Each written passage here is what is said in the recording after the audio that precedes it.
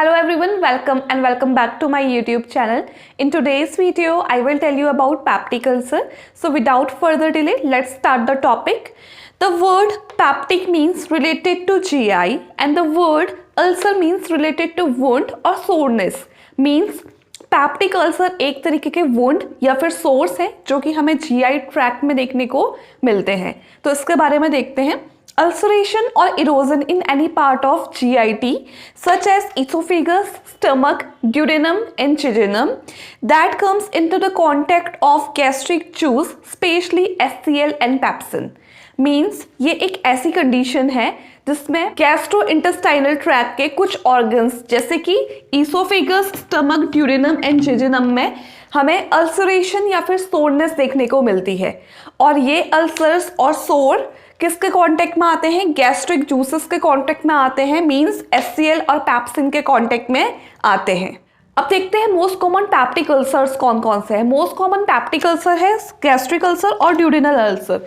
Gastric ulcer means ऐसा ulcer जो stomach में फॉर्म हो रहा है और ड्यूडेनल अल्सर मीन ड्यूडेनम में जो फॉर्म हो रहा है अल्सर उसे हम ड्यूडेनल अल्सर हैं. पैप्टिक अल्सर के एटियोलॉजी के बारे में, क्योंकि जितना ज्यादा किसी डिजीज कंडीशन के बारे में जानना इंपॉर्टेंट है उतना ही उसके कॉजेस को भी जानना इंपॉर्टेंट है. तो स्टार्ट करते हैं. The first one is common aetiology. Common aetiology के अंदर वो कॉजेस आते हैं जिनकी वजह से पैप्टिक अल्सर के बहुत ज्यादा केसेस देखे गए हैं. The first one is Helicobacter pylori.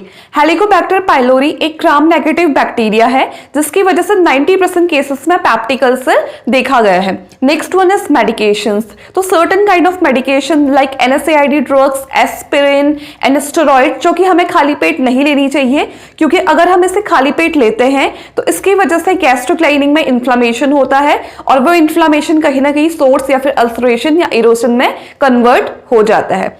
After that बात करते हैं कुछ अदर एटियोलॉजीज के. अदर एटियोलॉजी में है फर्स्ट वायरल इन्फेक्शन. साइटोमेगलोवायरस की वजह से भी पैप्टिक अल्सर्स फॉर्म होते हैं. The next one is physiologic stress. Means starving की वजह से या फिर बहुत ज्यादा कोल्ड एक्सपोजर की वजह से भी पैप्टिक अल्सर्स फॉर्म होते हैं. आफ्टर दैट है कोहन्स डिजीज. कोहन्स डिजीज एक टाइप की इन्फ्लामेटरी बाउल डिजीज है जिसकी वजह से गैस्ट्रिक म्यूकोसा में इन्फ्लामेशन और अल्सरेशन देखा जाता है. नेक्स्ट है vascular insufficiency. After that malignancy like cancer. Next is idiopathic. Means अभी भी बहुत सारे ऐसे कॉजेस हैं जिन्हें आइडेंटिफाई नहीं किया गया है. आफ्टर दैट बात करते हैं कुछ स्पेशल केसेस की जिसमें कि पैप्टिक अल्सर्स देखे गए हैं. First one is curlings ulcer. Curlings ulcer एक टाइप का गैस्ट्रिक अल्सर है जो कि बर्न की वजह से होता है. Cushing's ulcer. कुशिंग्स अल्सर भी एक टाइप का अल्सर है जो कि हेड इंजरी के केस में इंट्राक्रेनियल प्रेशर बनने की वजह से फॉर्म होता है. इसकी वजह से भी हम पैप्टिक अल्सर्स पेशेंट में देख सकते हैं. आफ्टर दैट है कुछ इन्फ्लुएंसिंग फैक्टर्स जिसकी वजह से पैप्टिक अल्सर इन्फ्लुएंस होता है. First one is alcohol. जो लोग बहुत ज्यादा एल्कोहल का कंजप्शन करते हैं उन लोगों में एक्सेस अमाउंट में एल्कोहल इंटेक की वजह से गैस्ट्रिक म्यूकोसा इरिटेट होती है और गैस्ट्रिक लाइनिंग में हमें अल्सर्स देखने को मिलते हैं. Next one is smoking. तो स्मोकिंग भी एक इन्फ्लुएंसिंग फैक्टर्स है. ये पैप्टिक अल्सर की हीलिंग को इम्पेयर्ड कर देता है. Let's see some clinical features of peptic ulcer. So there are some common features. The first one is asymptomatic. Asymptomatic means patients में peptic ulcer के कोई भी symptoms नहीं दिखाई देते हैं. After that dyspepsia, it means abdominal discomfort, feeling of bloating. Next one is abdominal fullness. After that nausea and vomiting, epigastric pain, bleeding. Bleeding में two type की bleeding है. एक है hematomesis and next one is melena.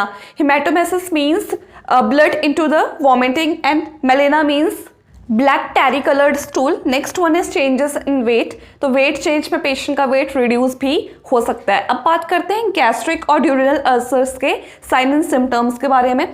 First is atypical symptom. तो gastric ulcer में हमें atypical symptoms देखने को मिलते हैं. After that symptom worse with eating. जब पेशेंट खाना खाएगा तो सिम्टम्स और ज़्यादा वर्स हो जाएंगे. मीन्स सिम्टम्स और ज़्यादा देखने को मिलेंगे. Epigastric pain 15 to 30 minutes following a meal. खाना खाने के 15 से 30 मिनट के बाद पेशेंट के एपिगैस्ट्रिक रीजन में पेन देखने को मिलेगा. अब बात करते हैं ड्यूडेनल अल्सर की. Characterized by burning. ये पेन बर्निंग सेंसेशन के साथ होगा. Epigastric pain 1 to 3 hour after a meal. खाना खाने के 1 से 3 घंटे के बाद पेशेंट के एपिगैस्ट्रिक रीजन में पेन होगा. पेन रिलीव्ड बाय ईटिंग और एंटासिड्स. एंटासिड्स लेने में या फिर खाना खाने के बाद पेन में अपने आप ही रिलीफ मिल जाएगा। मे इंटरप्ट स्लीप, मतलब रात में स्लीप को भी ये डिस्टर्ब कर सकता है। बात करते हैं पेप्टिक अल्सर के कॉम्प्लिकेशंस के बारे में। तो यहाँ पे कुछ कॉम्प्लिकेशंस मैंने लिखे हैं। The first one is bleeding. तो 2 टाइप की ब्लीडिंग हमें देखने को मिलती है। First one is melena stool and the second one is hematemesis. After that perforation. तो परफोरेशन अल्सर्स की वजह से, एंटीरियर अल्सर्स की वजह से परफोरेशन हमें देखने को मिलेगा। The next one is gastric outlet obstruction. After that pancreatitis. Peptic ulcer के कुछ अलार्म सिम्टम्स भी हैं जिन्हें जानना बहुत जरूरी है। The first one is bleeding. After that weight loss, iron deficiency, anaemia and recurrent emesis. Means frequently recurrent way में एक साइकिल में जब बार बार वॉमिटिंग होती है तो उसे हम रिकरेंट एमेसिस बोलते हैं। आफ्टर दैट बात करते हैं डायग्नोसिस की। तो डायग्नोसिस के लिए एंडोस्कोपी की जाती है। एंडोस्कोपी से प्रॉपर विजुअलाइजेशन किया जाता है duodenum as well as gastric region का। Let's talk about the treatment of peptic ulcer. यहाँ पे मैंने कुछ ड्रग्स लिखी हैं जो यूज़ की जाती हैं पेप्टिक अल्सर को ट्रीट करने के लिए। The first one is histamine receptor antagonist. ये एक टाइप की ड्रग है जो कि गैस्ट्रिक ग्लैंड में एस2 रिसेप्टर्स को सप्रेस कर देती है, जिसकी वजह से जो हिस्टामिन है, हिस्टामिन ब्लॉक हो जाता है और हिस्टामिन के ब्लॉक होने की वजह से गैस्ट्रिक जूसेस का सिक्रेशन भी सप्रेस हो जाता है। After that proton pump inhibitors. Proton pump inhibitors भी गैस्ट्रिक एसिड्स के लेवल को रिड्यूस करने का या फिर सप्रेस करने का काम करती हैं। Next one is antacids. Stomach में जो भी गैस्ट्रिक जूस है उसे न्यूट्रलाइज करने का काम एंटासिड्स करते हैं। After that antibiotic therapy. Helicobacter pylori के इन्फेक्शन को ट्रीट करने के लिए हम एंटीबायोटिक थेरेपी पेशेंट को देते हैं। Next one is prostaglandins. Prostaglandins भी गैस्ट्रिक एसिड के सिक्रेशन को सप्रेस करता है। आफ्टर दैट बात करते हैं सर्जरीज की। यहाँ पे कुछ मैंने सर्जरीज लिखी हुई हैं। फर्स्ट है वेगोप्टेमी। ये एक सर्जिकल प्रोसीजर है जिसमें वेगस नर्व का सर्जिकली डिवीजन किया जाता है। वेगस नर्व के डिवीजन की वजह से वेगल स्टिमुलेशन को एलिमिनेट किया जाता है, क्योंकि वेगल स्टिमुलेशन जितना ज़्यादा होगा उतना ज़्यादा HCl का प्रोडक्शन होता है। अब नेक्स्ट सर्जरी देखते हैं, टोटल गैस्ट्रेक्टमी। टोटल गैस्ट्रेक्टमी में स्टमक के पार्ट्स को रिमूव किया जाता है। After that एंट्रेक्टमी। एंट्रेक्टमी एक सर्जरी है जिसमें कि स्टमक के लोअर हाफ को रिमूव किया जाता है। Next is Billroth 1। इसमें स्टमक के डिस्टल पार्ट को रिमूव किया जाता है और स्टमक को सर्जिकली ड्यूडेनम से कनेक्ट कर दिया जाता है। After that the next surgery is Billroth 2। इसमें पार्शियल गैसेक्टमी की जाती है और रिमेनिंग पोर्शन को जेजेनम से सर्जिकली कनेक्ट कर दिया जाता है। तो ये था आज का topic peptic ulcer. I hope आपको पेप्टिक अल्सर समझ आया हो। अगर आपको मेरी वीडियो अच्छी लगी है तो please like, comment, share and subscribe to my YouTube channel. Thank you.